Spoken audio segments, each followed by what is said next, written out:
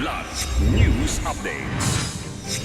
Mga balita ngayon, mag-asawang dating NPA leaders sa Samar sumuko para makapiling ang mga anak. Dalawang hinihinalang tulak ng iligal na droga arestado, 13.8 million pesos na halaga ng hinihinalang shabu, kumpiskado sa Cagayan de Oro City. 4 na Taiwanese undesirable aliens sakay ng sumadsad na yate timbog sa operasyon sa Manila Bay. Ako po si Cesar Soriano para ihatid ang nangungunang mga balita sa buong kapuluan ngayon. Pinili ng mag-asawang dating leader ng New People's Army o NPA sa Samar na talikuran ng armadong pakikibaka matapos mahigit 2 dekada sa kilusan upang muling makapiling ang kanilang mga anak. Kinilala lamang sa mga alias na Aga at Bigo, kapwa sila naging mataas na opisyal ng Sub-Regional Committee Sesame ng Eastern Visayas Regional Party Committee.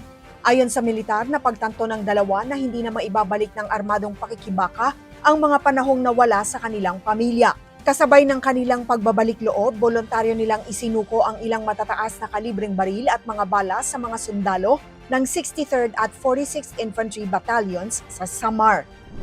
Arestadong 2 hinihinalang tulak ng iligal na droga kabilang ang isang high-value individual o HVI matapos makumpiskahan ng mahigit 13.8 million pesos na halaga ng hinihinalang shabu sa buy-bust operation sa Cagayan de Oro City noong June 12, Biyernes. Ayon sa pulisya, nasa 2 kilo o 2,030 grams ng hinihinalang shabu ang narecover mula sa mga suspects sa operasyon sa Barangay Puerto sa pakikipagtulungan ng Philippine Drug Enforcement Agency o PDEA.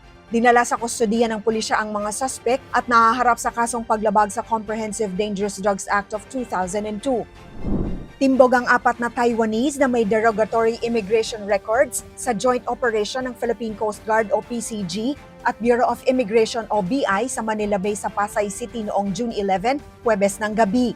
Ayon sa PCG, nakasakay ang mga dayuhan sa yating MY Moroder na naunang nasangkot sa grounding incident noong June 3. Sa monitoring, napansin din umano ng mga otoridad ang hindi wastong pagtatapon ng basura mula sa sasakyang dagat kaya isinailalim ito sa inspeksyon. Sa beripikasyon ng Immigration Bureau na pag-alamang classified bilang undesirable aliens ang 4. Matapos ang operasyon, dinala sila sa Bureau of Immigration para sa karagdagang investigasyon, pagproseso at biometric identification.